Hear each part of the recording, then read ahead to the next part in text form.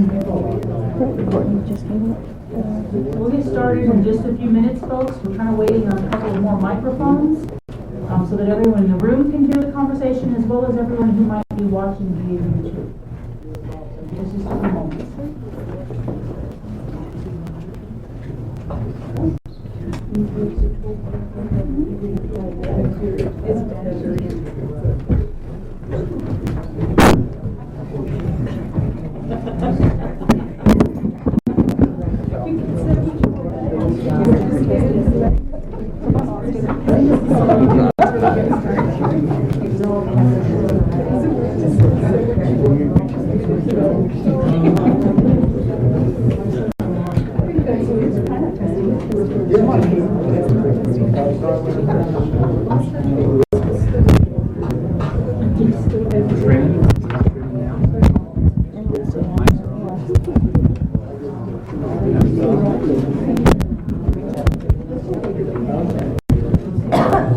Okay, folks, we will go ahead and call this workshop to order then. The topic for tonight's agenda is the utility rate study. This is phase 2, and I will pass it off to Mr. Ray.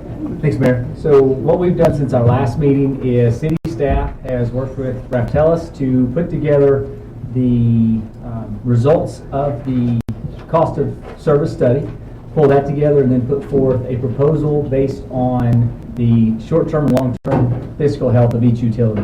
What you're going to see here in a few minutes from Raptelis is the results of the cost of service study and then the options for the fee schedule moving forward. That's the start. We're going to kick it over to Andrew and have at it. Just to remind everyone and those that weren't here at the last meeting, my name is Andrew Ream.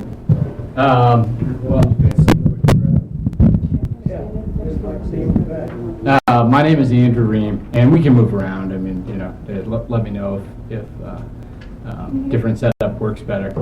But I'm the overall project manager for the study. My focus is more on the water and wastewater side. I'm joined here by two colleagues, Tom Sullivan. His focus is more on the electric side, and Colin Dratt worked both with Tom and I, as well as, you know, throughout the project across all utilities. So while we were here about a month ago to talk more of the big picture questions as far as where the needs were, what's driving the needs, we've also, as Josh indicated, translated that into different user charge and different rates. And we're going to focus more on the rates and the drivers and those alternatives and less on the big picture. So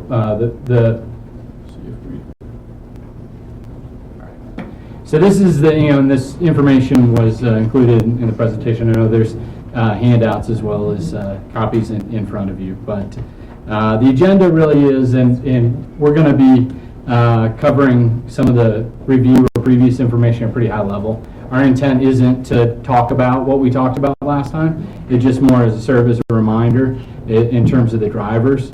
We can certainly, you know, address questions, answer items, but the second phase of our study that concentrated more on the ultimate rates for service and recovering and generating from our different users of the different utilities the amount of revenues that we need.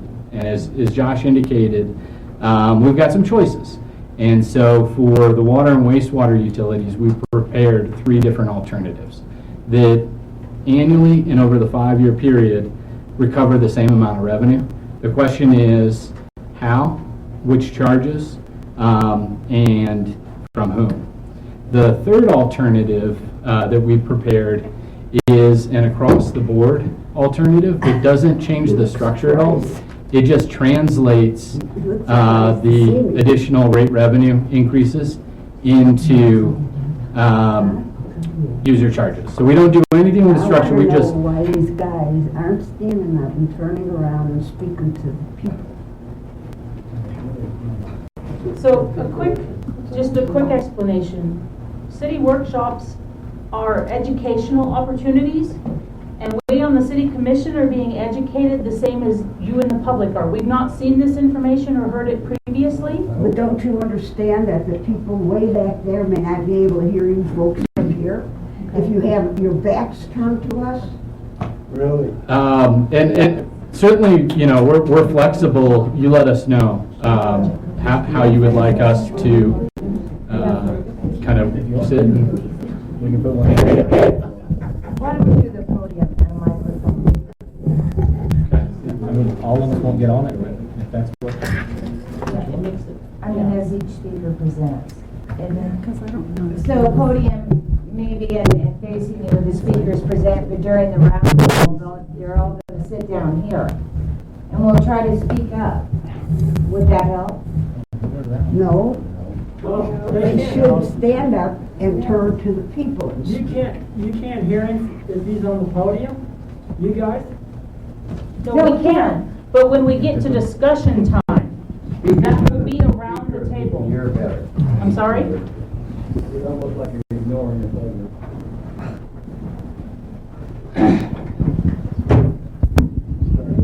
Well, let's try it that way, and then when we get to this discussion, maybe we'll all try to get around this way. You got your. Would that help? I do. Okay, that'll give room for Colin and Tom. All right. So we have room. As indicated, you know, I mean, these types of meetings, we're going to be talking about some big potential changes, and we understand that, and it's a little hard to predict community. I've, you know, been part of these where not many people show up. So the format of the meeting, as indicated earlier, was a study session. It certainly was to provide information, and I jumped a little bit maybe ahead that Josh, I don't know if you want to talk, there's going to be a future opportunity. As far as tonight, we're seeking to receive some direction, but there's no formal action to adopt either one of these recommendations. There's alternatives, there's different options that we have that meet the needs of the system.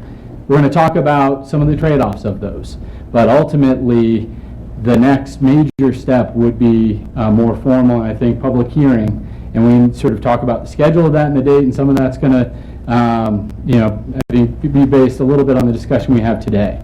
But I just wanted to clarify, certainly the setup of the room, it wasn't our intent to, you know, we had our backs because that was kind of the way the tables are oriented. So we'll be happy to talk through, and we get into questions and discussion. I mean, the intent of this is to provide information.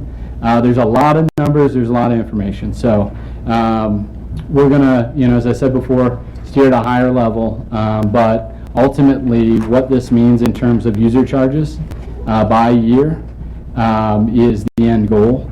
And we've broken this discussion into water and wastewater for a few reasons, one of which is that we've got three alternatives on water and wastewater. They're very similar ones in terms of the structure. We're going to talk about each utility separately.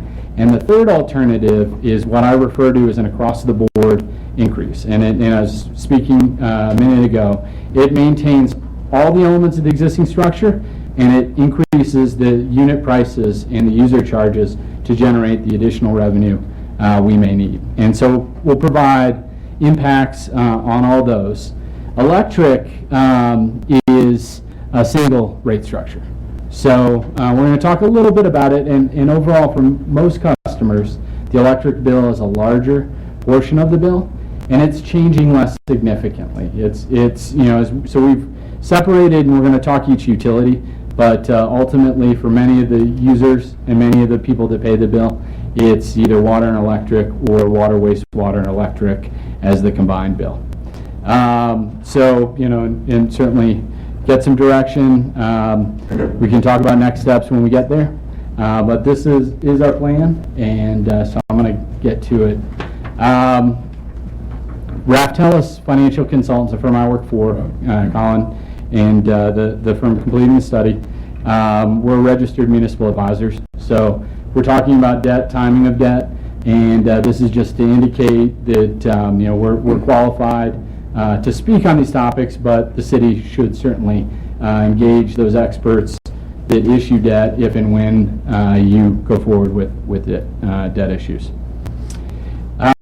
So here we're at the end of the study as far as step 5. We've began some months ago, and had worked through, and I alluded to it, but the discussion about a month ago was really the bigger picture in terms of highlighting and identifying what the needs are, what the drivers were. There was a lot of back and forth, a lot of work with city staff to get there. Today we're going to talk a bit about the outcomes of steps 3 and 4 and assessing ultimately the effectiveness of what we set out to do. So we're going to talk a little bit about what our objectives are and what we are trying to accomplish, and certainly an opportunity to see how we're doing, and ultimately we may, one or more alternatives may be in alignment with the objectives we have, and we'll go from there. But this is largely the end of the work as far as the study that we were asked to complete for the city utilities. And again, that's water, wastewater, and electric. So in terms of, when we, what does this mean for the city utilities, for those 3 utilities? And first and foremost is their enterprise fund systems. And what that means is that they receive revenues from users to fund system expenses, and in doing so, they're providing a level of service, whether it's a water utility, wastewater utility, or electric utility. So ultimately, we've identified and we have a series of needs, and having sufficient revenues that are generated through user charges is really the option that we have for these utilities as they're set up, and as many utilities similar to the city utilities function in other communities. So we're engaged with calculating what those rates and charges could be, consistent with the overall utility objectives, as well as industry accepted practices, things that we help communities of all sizes complete in the course of the work that we do. And it's important to note that we've worked pretty extensively with city staff. This is not something that we showed up, collected information, and are coming back with an answer. There was a lot of back and forth and iterations and really digging in and understanding what the drivers were. The second piece of this is that I don't know that the city has had a study like this completed for the utilities, certainly not in recent times. So some of the recommendations we have and some of the changes are around modifying the existing structures for some of the users. So we'll revisit that later, but I just wanted to highlight those 2 components. And ultimately, the objectives we have, the 5 that we're seeking to balance, is the first one being, I've spoken about this a couple times, but ultimately sufficiency. These are user fee funded systems. It's a zero-sum game, meaning that if one customer's rates go up or down or change, another customer's rates need to offset those balances. The second component is overall, and we're going to talk a little bit about the drivers, that our costs, we're having more of them. And whether it's just increasing costs due to inflation of the things that we already have, identified and prioritized capital needs to maintain the facilities that have been constructed, and in doing so and meeting the service levels that customers expect from those utilities. And so in doing so often means, in this case, that we're needing to increase the amount of revenues that we recover from our users. That brings us to the alternative. So we've already really identified that step previously. Now we're looking at different options, different ways to do that. And what that impact is on different users, different customers, and customers overall is certainly a significant consideration. And one of the reasons why we're here today, and one of the reasons why we prepared more than one alternative on the water and sewer side. We're trying to be as equitable and as fair as we can. So we look to recover those costs and through rates and fees that we charge from those types of customers that place the demands on the system. Because again, if we've got 10 customers, those that maybe use more of the infrastructure or a higher proportion of it, or in the case of the water system, use more water in the summertime and cause the water system to essentially have capacity in the summer that may not be used in the wintertime, those customers are more expensive to serve. So from an industry standpoint, it is more equitable to charge those that place those higher demands on the system. Now there's some balance, and there's also infrastructure, and we've got a lot of fixed costs. And so there's also portions of our system and costs that are incurred. It doesn't matter necessarily how much excuse me, water that you may demand or wastewater that you discharge into the system, but it matters more that there's a pipeline that runs down in front of your property, in front of your business, that pipeline needs to get replaced. It needs to be maintained. And so we're going to talk a bit about different options. The last two objectives are how we do this. And we can get, and great consultants like myself, we can get pretty complex. And we can break the system up, and we can maximize equity, and in doing so create a system of rates and charges that are difficult to administer. And so there's a bit of a balance. And we generally don't focus in on individual users, but we group like users together. And so there's, like many things, there's a trade-off and there's a compromise. And ultimately, the structure that, while as a external person, third party coming in, we may have questions about the intent or the structure that's in place may be different than what we see in similar communities, or different from the industry standpoint, but it's well understood. So as we seek to change that, that can be difficult for customers and users to understand. So it's important that ultimately we've got to balance these, and there's no one right answer. And it is, particularly in the case of these utilities, it's a difficult set of choice where one thing that may help one type of user may impact negatively a different type of user. Because ultimately, all of these we're attempting to generate the same amount of revenue in total from all our users of these utilities. So I'm going to switch focus, and again, I provide a lot of background because I understand that there's a lot of questions, and I think it's important to understand where we're coming from before we focus too much on maybe different impacts to customers, and really a little bit of background in terms of the drivers. So certainly not going to spend nearly as much time as I did on the previous presentation in this area. And then we'll get to the individual utilities and the rates themselves. So when we look at the utility systems, they're part of a joint utility fund. And that includes water, wastewater, and electric funds, if you will, or enterprises. The first step when we embark on this type of a study is, even if the setup is a combined fund, there are different users, there's different drivers, and ultimately, while there's some shared personnel and shared expenses, they're different systems. So we're going to break them up into three parts, and that's how we're going to talk about them today. Ultimately, many of the users are users of all three.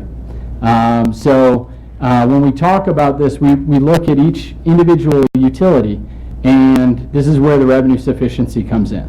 And it really functions to do two things. The first is to fund our annual expenses, and those may be recurring operating expenses. Those may be power costs at a utility plant. They may be the cost to put a stamp on a bill and get it to a customer, answer the phone, produce the bill itself. They're going to vary. There's other types of costs where the city has entered into debt obligations. In the case